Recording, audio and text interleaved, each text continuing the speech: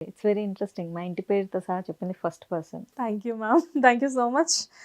But అంటే మిమ్మల్ని అలా ఫాలో అవుతూ ఉంటాం కాబట్టి బేసిక్‌గా అన్నీ అలా అలా తెలుసుకుంటూ ఉంటాము. ఫస్ట్ ఆఫ్ ఆల్ 'నచ్చావులే' నిన్నే నిన్నే కోరా అనే సాంగ్‌తో మీరు 'ఉషా కిరణ్' మూవీస్‌లో ఈటీవీలో ఫస్ట్ మిమ్మల్ని చూసాను నేను. ఒక క్యూట్ అమ్మాయి, ఒక క్యాప్ పెట్టుకొని, ఒక కాఫీ షాప్‌లో వర్క్ చేస్తూ, ఒక అబ్బాయి ఏదో అడిగితే ఓకే అని చెప్పేసి యాక్సెప్ట్ చేస్తూ, అంటే ఒక ఏమీ తెలియని ఒక ఇన్నోసెంట్ అమ్మాయి, ఒక క్యూట్ అమ్మాయి క్యారెక్టర్‌లో నేను మిమ్మల్ని చూసాను.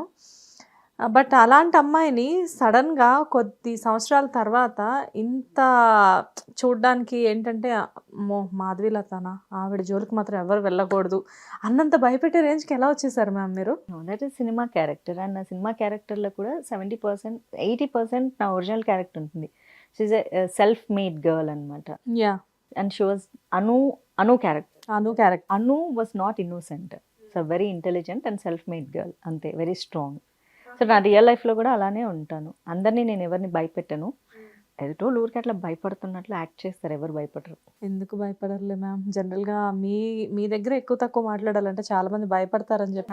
నా వరకు అయితే అలానే ఉంటారు. బేసిక్‌గా మీరు ఒక చుట్టూరా అంటే అప్పట్లో సీనియర్ ఎన్టీఆర్ గారు బౌండరీ గీసుకున్నారంట. నా ప్రమేయం లేకుండా ఈ బౌండరీ దాటి ఎవరు రాకూడదు అని చెప్పి. బేసిక్‌గా ఏంటంటే మీరు కూడా నాకు తెలిసినంత వరకు అలా మీ చుట్టూరా ఒక బౌండరీ అనేది ఎప్పుడూ క్రియేట్ చేసుకొని ఉంచుకున్నట్టున్నారు కదా! యెస్. మీ ఐ స్పేస్‌లో make my own rules. I break my own rules. అంటే ఎప్పుడు మీరు అలా పెట్టుకున్నారు? ఎందుకంటే మీ ఏజ్ చాలా చిన్నది. అంటే నేను స్కూల్ డేస్ నుంచి అలానే ఉండేదాన్ని. Because maybe I'm a introvert. అంటే ఇంట్రోవర్ట్‌లో 4 టైప్స్ ఉంటారంట. అంటే ఎవరితో మాట్లాడకుండా ఉండేవాళ్ళు కొంతమంది. అసలు ఓన్లీ తెలిసిన వాళ్ళతో మాత్రమే మాట్లాడుకునే వాళ్ళు కొంతమంది. ఆ కంఫర్ట్ జోన్‌లో ఉండేవాళ్ళు కొంతమంది. సో నేను ఆ కంఫర్ట్ జోన్‌లోనే ఉంటా. కంఫర్ట్ జోన్ దాటి అసలు బయటికి రాను. హ్మ్. కొత్త వాళ్ళు, కొత్త పరిచయాలకి చాలా భయం కాదు గానీ, మేబీ ఇన్‌సెక్యూరో, నచ్చదో ఏమో తెలీదు. మళ్ళీ వాళ్ళతో మాట్లాడిన కంఫర్ట్ అయితే ఆ కంఫర్ట్ జోన్‌లోనే ఉంటా. అట్లా ఇయర్స్ వాళ్ళే ఉంటారు తప్ప, కొత్త వాళ్ళు నా లైఫ్‌లోకి చాలా తక్కువ. ఫ్లోటింగ్ తక్కువ ఉంటుంది. So, I don't feel comfortable. So, అందుకని నా జోన్ లిమిటెడ్‌గా ఉంటుంది. ఇన్‌సెక్యూర్ అంటున్నారు, ఇంట్రోవర్ట్ అంటున్నారు. మరి ఇండస్ట్రీకి ఎలా వచ్చారు? అది నా ప్యాషన్ గదా! అంటే ఇంట్రోవర్ట్ నేచర్ ఉన్న వాళ్ళ జీవితంలో యాంబిషన్స్ ఉండకూడదా? వాళ్ళ లైఫ్‌లో ఎదగాలనుకోకూడదా? అంబిషన్స్ 100% ఉండొచ్చు. కాకపోతే ఏంటంటే ఒక ఇంట్రోవర్ట్ అమ్మాయి ఇండస్ట్రీకొచ్చింది అంటే ఇండస్ట్రీలో యాక్టివ్‌గా ఉండాలి. చెప్పా కదా! Types of introverts. సో, నా జోన్‌లో నేనుంటా. అందుకే నేను అనుకున్న స్థాయికి నేనెళ్ళలేదు. సో, ఆ నేచర్ ఉన్న వాళ్ళు లేకపోతే ఆ బౌండరీస్ గీసుకున్న వాళ్ళు ఎళ్ళలేరు. బౌండరీస్ బ్రేక్ చేసిన వాళ్ళు ఎళ్తారు. అంటే సెల్ఫ్ మేడ్ అని మీరే చెప్తున్నారు. వన్స్ వచ్చిన తర్వాత ఆ చుట్టూ ఆ సరౌండింగ్స్ అంతా చూసిన తర్వాత అబ్బో! కష్టం మనం ఇలా ఉంటే అవ్వదు పని. మనల్ని మనం మార్చుకోవాలి అని జెప్పేసి కొంతమంది అనుకోని చేంజ్ అవుతూ ఉంటారు. బట్ మీరలా అనుకోలేదా? అన్ అనుకోలేదు. బికాజ్ నేను చాలా స్టబర్న్. కాకపోతే కొంచెం మాట్లాడడం నేర్చుకున్నాను మనుషులతో. అంటే నవ్వటం నేర్చుకున్నా. కొంచెం ఆర్టిఫిషియల్ స్మైల్స్ ఇవ్వడం నేర్చుకున్నాను. నేను బేసిక్‌గా ఆర్టిఫిషియల్ స్మైల్స్ ఇవ్వను. కానీ ఇండస్ట్రీలో ఎక్కువ మార్చుకోలేకపోయాను గానీ కొంచెం అయితే మార్చుకున్నాను డెఫినెట్‌గా.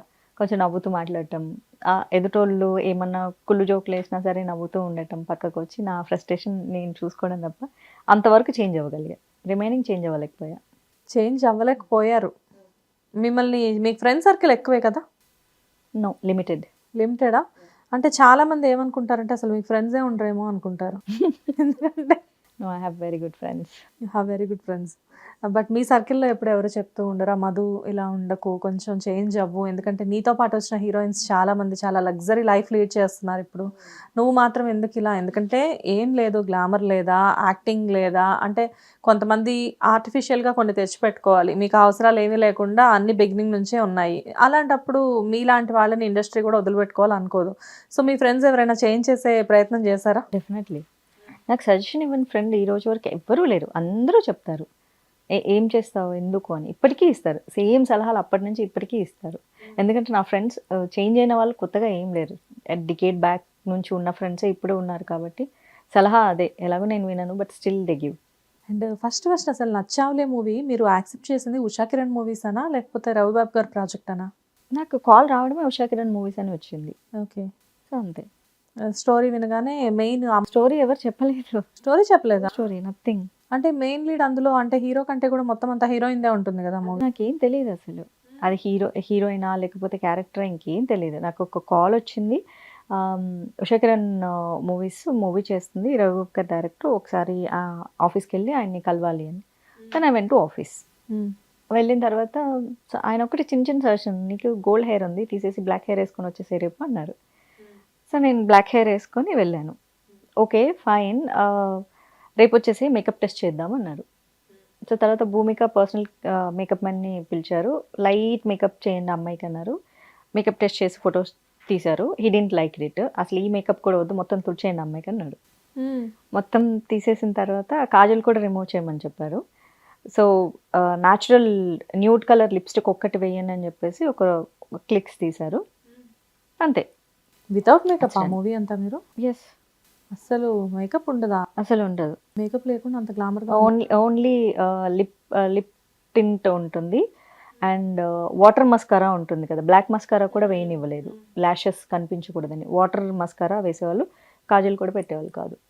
కాదు, అదేమి అంటే లైక్ ఆర్ట్ ఫిల్మ్ టైప్ అలా ఏం కాదు కదా, మంచి లవ్ స్టోరీ క్యూట్ ఫిల్మ్, దానికి ఎందుకు మేకప్ లేక? కాలేజ్ గోయింగ్ గర్ల్ ఎలా ఉంటుంది, ఇంటర్మీడియట్ చదువుకునే అమ్మాయి ఎలా ఉంటుంది ఇప్పుడైతే అలా లేరులే, అంటే ఇప్పుడు లేరు.